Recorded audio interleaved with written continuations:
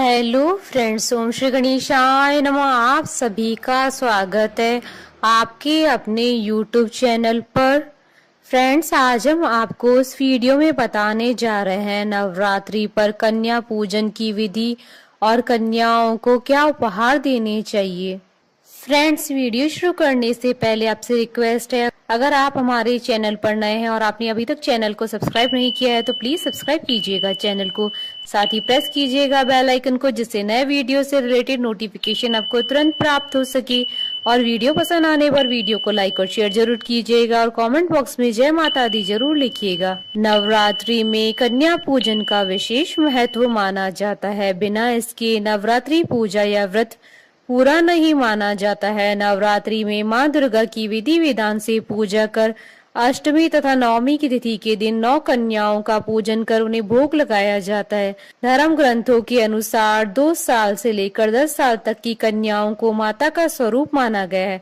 नवरात्रि में आप 1 से लेकर 9 कन्याओं का पूजन कर सकते हैं। 1 कन्या की पूजा से ऐश्वर्य की प्राप्ति होती है, 2 कन्या की पूजा से भोग और मोक्ष, 3 कन्या की पूजा से धर्म अर्थ व 4 की पूजा से राज्य पद, 5 की पूजा से विद्या, 6 की पूजा से 6 प्रकार की सिद्धि और 7 की पूजा से राज्य, 8 की पूजा से संपदा और 9 की पूजा से पृथ्वी के प्रभुत्व की प्राप्ति होती है।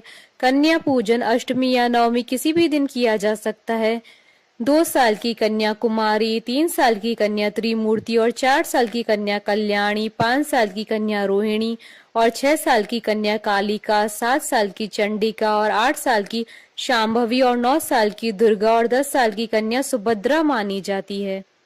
नवरात्र के दौरान सभी दिन 1 कन्या का पूजन होता है, जबकि अष्टमी और नवमी पर 9 कन्याओं का पूजन किया जाता है। 2 वर्ष की कन्या के पूजन करने से घर से दुख और दरिद्रता दूर हो जाती है। 3 वर्ष की कन्या के पूजन से घर में धन धान्य की भरमार रहती है, वहीं परिवार में सुख और समृद्धि आती है। 4 साल की कन्या के पूजन से परिवार का कल्याण होता है, वहीं 5 वर्ष की कन्या के पूजन से व्यक्ति रोग मुक्त रहता है। 6 साल की कन्या के पूजन से विजय और विद्या और राज्य योग मिलता है और 7 साल की कन्या के पूजन से घर में ऐश्वर्य की प्राप्ति होती है और 8 साल की कन्या के पूजन से सभी कार्यों में विजय मिलती है और 9 साल की कन्या के पूजन से शत्रुओं का नाश होता है और असाध्य कार्य भी पूरे हो जाते हैं और 10 साल की कन्या के पूजन से भक्तों के सारे मनोरथ पूर्ण होते हैं। कन्या पूजन के विषय में कथा मिलती है कि माता के भक्त पंडित श्रीधर की कोई संतान नहीं थी। एक दिन उन्होंने नवरात्र में कुंवारी कन्याओं को आमंत्रित किया। इसी बीच माँ वैष्णो कन्याओं के बीच आकर बैठ गई और सभी कन्याएं तो भोजन करके और दक्षिणा लेकर चली गई, लेकिन माता रानी वहीं बैठी रही। उन्होंने पंडित श्रीधर से कहा कि तुम एक भंडारा रखो और उसमें पूरे गांव को आमंत्रित करो। इसी भंडारे में भैरवनाथ भी आया और वहीं उसकी अंत का आरंभ हुआ। माँ ने भैरवनाथ का अंत करने के साथ ही उसका उद्धार भी किया।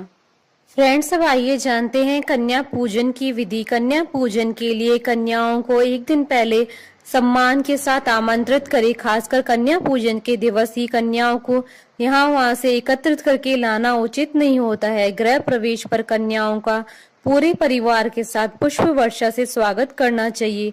नव दुर्गा के सभी 9 नामों के जयकारे लगाने चाहिए।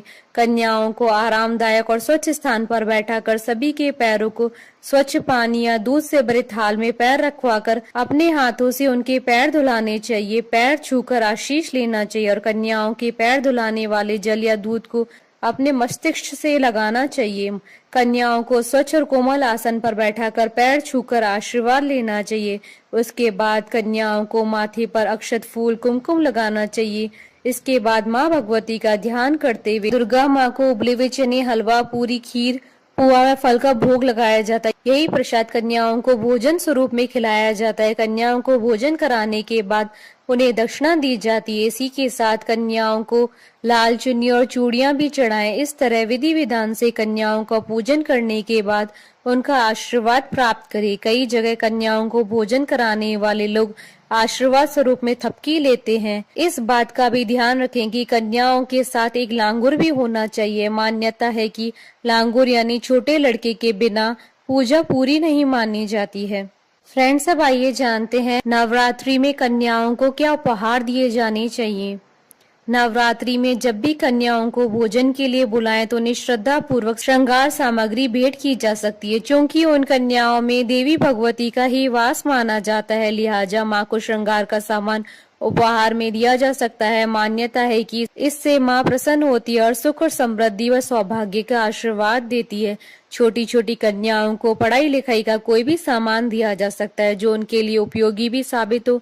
उनकी उम्र के लिहाज से कोई भी किताब, कॉपी, पेंसिल, रंग दिए जा सकते हैं जिसे वो प्रसन्नता से ग्रहण करेंगी। ऐसी मान्यता है कि जब भी कन्याओं को विदा किया जाता है तो उन्हें चावल दिए जाते हैं। शादी के बाद भी विदाई के दौरान लड़की को हाथ में चावल देकर ही विदा किया जाता है।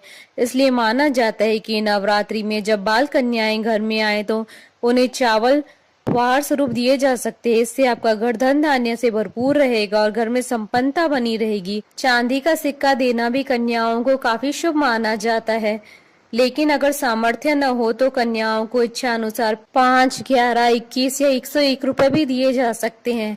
माँ को लाल रंग अति प्रिय है, इसलिए बाल कन्याओं को भोजन के बाद लाल रंग के वस्त्र उपहार में दिए जा सकते हैं। खास तौर पर लाल रंग की चुनरी, जिसे ओढ़कर वो कन्याएं काफी प्रसन्न होती हैं। इससे श्रद्धालुओं को माँ का आशीर्वाद प्राप्त होता है। हमारे साथ इस वीडियो में अंत तक बने रहने के लिए आपका धन्यवाद। ओम श्री गणेशाय नमः। जय माता दी।